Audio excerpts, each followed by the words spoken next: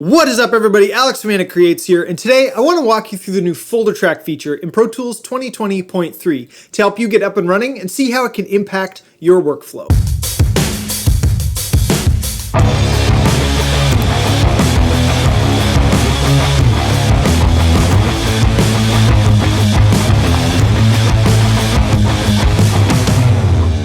So finally, Pro Tools came out with the new folder track feature in Pro Tools 2020.3. I'm currently running Pro Tools 2020.3 on OS X Mojave, and overall, fairly stable release. I haven't found any weird bugs that have popped out of nowhere that have caught me blindsided that's not written in their documentation. So I would say it's a fairly stable release overall. So with the new folder track feature, there are two types of folder tracks. There's the basic folder track and the routing folder track. First, the basic folder track is essentially a folder that you can keep your tracks in to view and hide them. That also includes a solo and mute button that solo and mutes the tracks within the folder like they're a group. Now, the second type of folder track is a routing folder, which basically combines the folder organization of showing and hiding tracks and the overview function of the basic folder, but also just sticks an aux track in there so that you can have the functionality of an aux track, but have it in a folder organizational structure. So first, let me show you how to create a basic folder track. So over here, I have these guitars right here and this aux track for Ian's guitars. I want all of these in a folder track so that I can organize my session easier. So one, I can create with the Shift-Command-N or new track window. I can go here and select basic folder or routing folder. This is another way you can create a routing folder as well.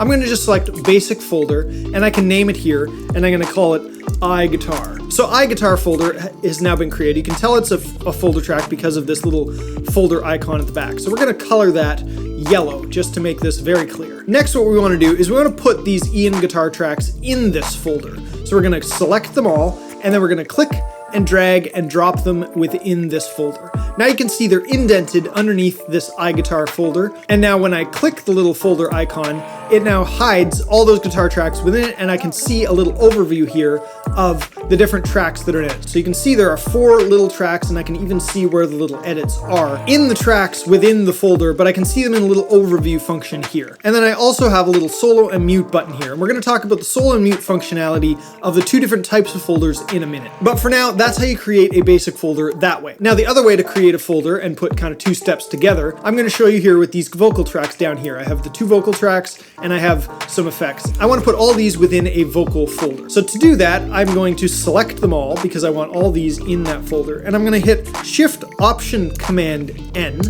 which then brings up this move to new folder dialog. So kind of like a new track, but it's move to new folder. And I can pick routing or basic folder here. I'm just going to select basic for now, and I'm going to name it vocals. Create that, and what it's going to do is it's going to create the folder, and then it's going to move automatically all of these tracks into this folder. So as you can see now, if I hit the folder button, it'll show and hide all those tracks that we had selected that are now automatically in this folder. So let me just color this a nice purple color so we can see. And you can see the color down here goes around the folder. On the mix window, we can see this as well. You can see the purple track here, and then you can see the purple going around all of these tracks that are within this folder. And I can show and hide from there as well, a little folder icon there. Now let me show you creating a routing folder. As we talked about, the key difference between a basic folder and a routing folder is a routing folder just adds an auxiliary type routing system to a basic track folder. So if all we do is we go Shift-Command-N for new track, and then go here to routing folder, and then name this new routing. I'm going to create that, and now you can see it's created a new routing folder with a new bus called new routing. It looks an awful lot like an aux track where we have the inserts and the sends, unlike the basic folders down here which have no inserts and sends. Now what I'm going to do is I'm going to look at these bass tracks up here. I have the bass DI and the bass amp, and then they're routed through this auxiliary track here, the bass bus. So you can see bass bus going to bass bus, and the aux track for this bass bus is out to mix bus. Now what I'm going to do is I'm going to select these tracks and I'm going to click and drag them into the routing folder, and as you can see, as my mouse gets over top of that folder, the yellow square lights up to show me that that's where I'm going to put them. This is the exact same as putting tracks into a basic folder. Now what you can see though is that the bass tracks within this folder are still routed to the bass bus and the mix bus. And this is where a key point comes up. when you put tracks within a routing folder, that does not make them automatically routed to that folder. The basic folder functionality of the routing folder is separate from the actual routing functionality of a routing folder. So you still have to route the tracks that you put in it to the track itself. You can even route tracks that are outside of that folder to that folder's auxiliary function. Now, that can get mighty confusing very fast, so I suggest not doing that unless you really understand why you're doing that. But what you have to understand is when you create a routing folder, it doesn't automatically route the tracks within it to itself. Now, let me create a routing folder in a different manner. These base tracks here are going to the base bus and then to the mix bus. Now, what I'm gonna do is I'm gonna right click on the base auxiliary track, and I'm gonna go down here to convert aux to routing folder. Click on that, and what it's going to do is it's going to make that aux with all of its plugins and sends and everything else. It's going to simply convert it to a routing folder, which now still has the same bus that it already had, which these tracks are already routed to. As you can see, they're still outside of the folder, but they're routed to that folder.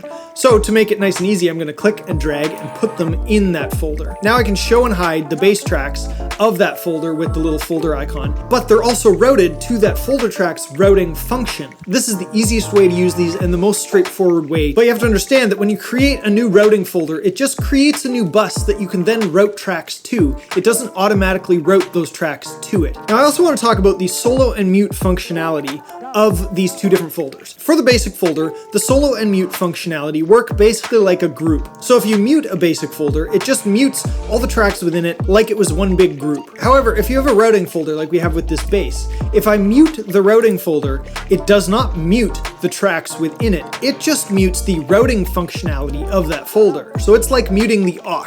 This is important because if the tracks within that folder are not routed to the routing of that folder, that means they won't get muted. Or if those tracks have sends on them, those sends will still be going out to wherever they're going because the track is not actually muted itself. That is one of the key differences with the solo and mute functionality of the two different folder tracks. So just something to be aware of and make sure that you understand as you're creating these folders. Now, you know how much I like shortcuts. Some of the shortcuts I've already discussed on how to create the folder tracks, but one of the key shortcuts that I want to show you is Shift F, which shows and hides the tracks within a folder. So it collapses or opens up the folder, but it's based on the edit selection, not the track selection. So you actually have to have your edit selection on the folder track to hide or show the tracks within that folder. So as you can see, using these different folder tracks in various different ways can help organize your session with routing, as well as just viewing the session overall. You don't have to be scrolling forever to find different tracks. You can just have them all nested in folders. Now you can have folders within folders, and those folder layers will go 8 deep. You can have an overarching folder of guitars, and then each guitar player can have their guitars within that, and even each amp can have a folder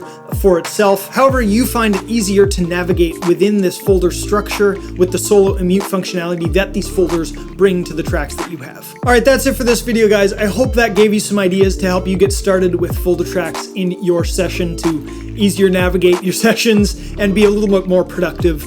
These things are so powerful, there's so much to learn, and this just covered the basics. If you have any more questions about these folder tracks, leave them in the comments below. I'd be happy to answer them and make more videos about these to look into the different functionalities and different ways that these things work. With that being said, like this video if you found it helpful, subscribe if you haven't already, and I will see you in the next video. Till then, always be creating.